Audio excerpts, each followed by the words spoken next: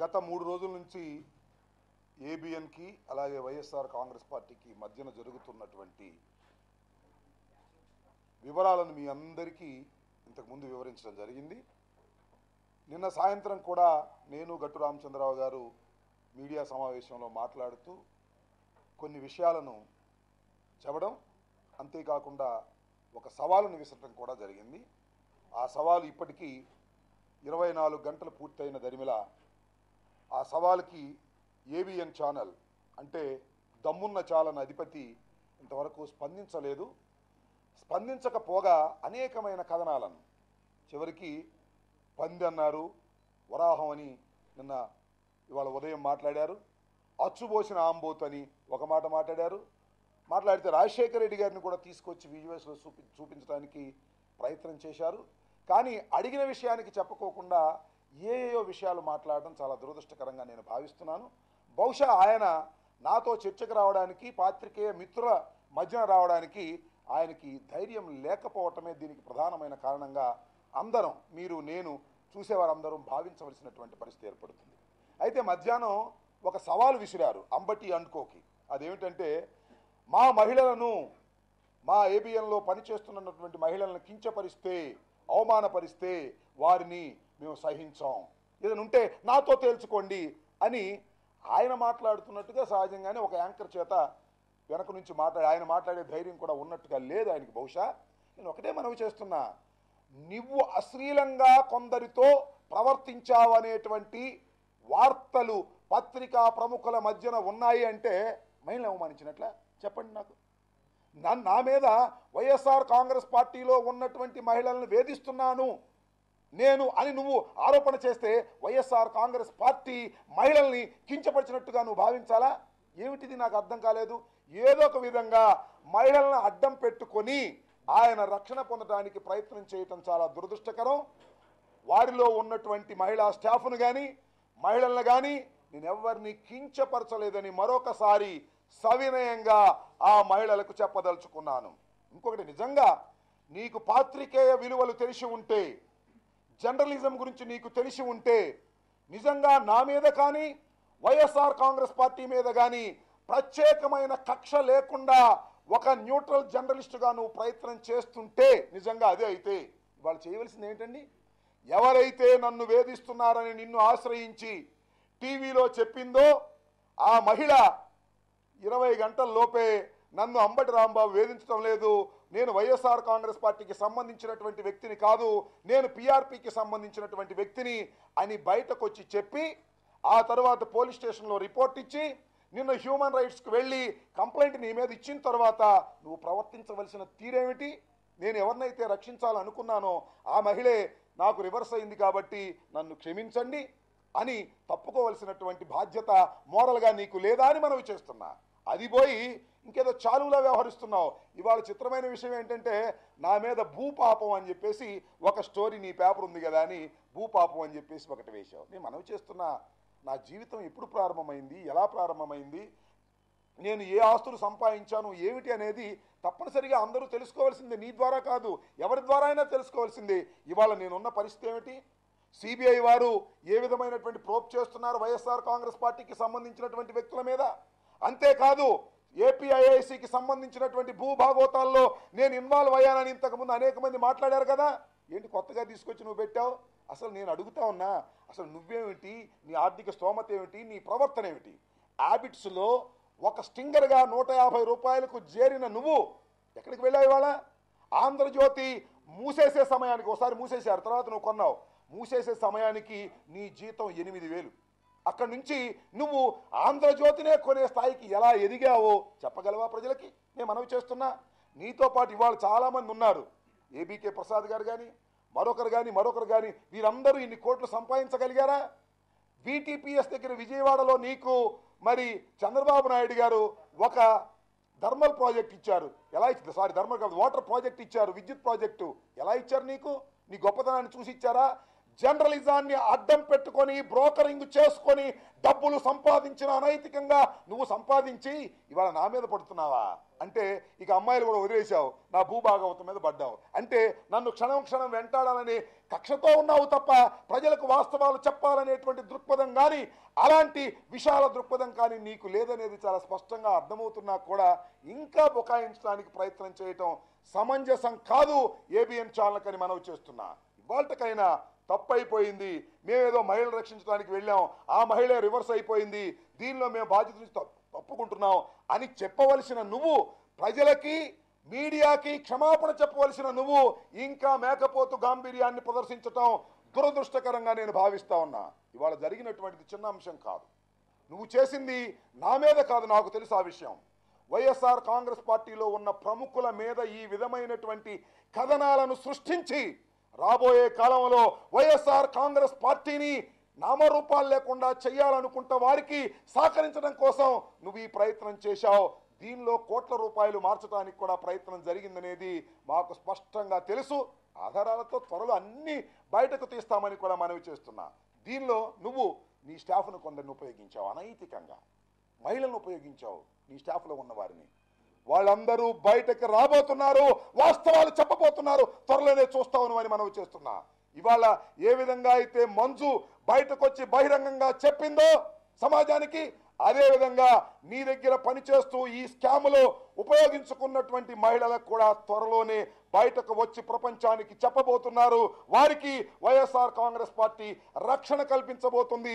వారికి మహిళా సంఘాలు కూడా రక్షణకు రావాల్సిందిగా నేను ఈ సందర్భంగా కోరుతున్నా. అవకాశాలు త్వరలోనే ఉన్నాయని కూడా నేను చెప్పదలుచుకున్నా.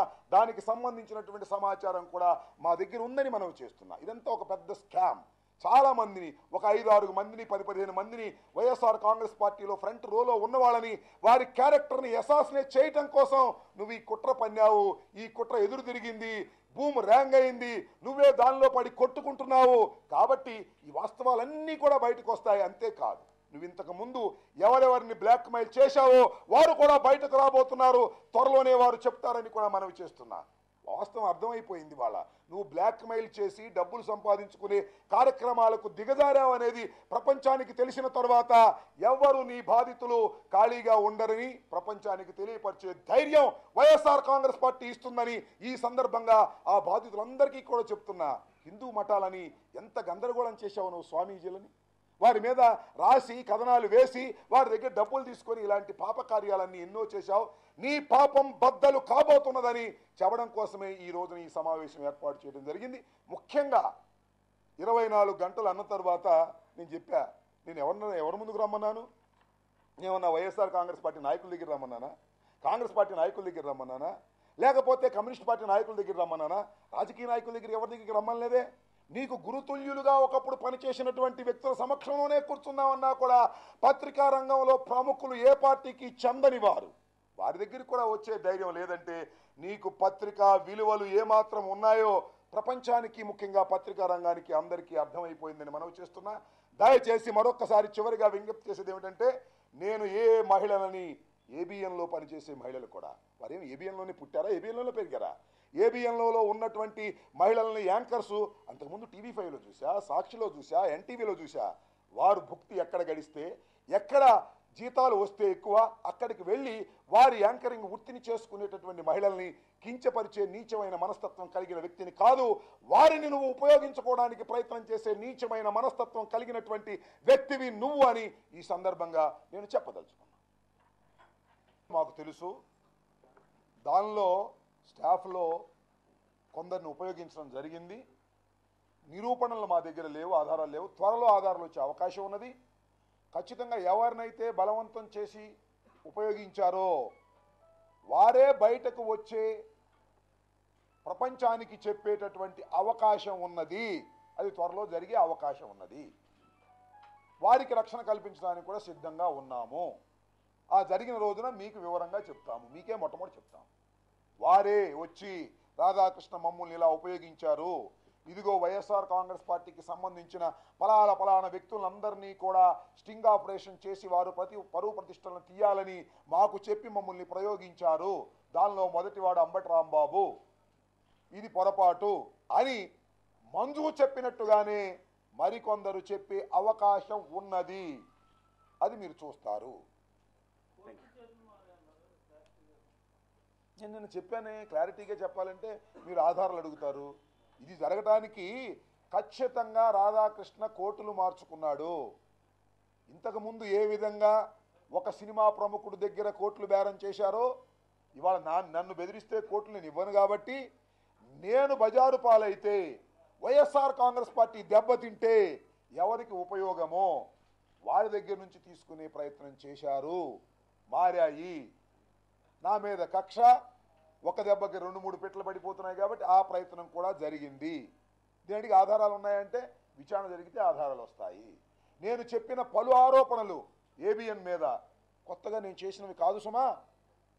ప్రచారం జరుగుతున్న మార్కెట్లో ప్రచారం ఉన్నటువంటివి మీ అందరికీ తెలుసు, మీ మనసులకు తెలుసు.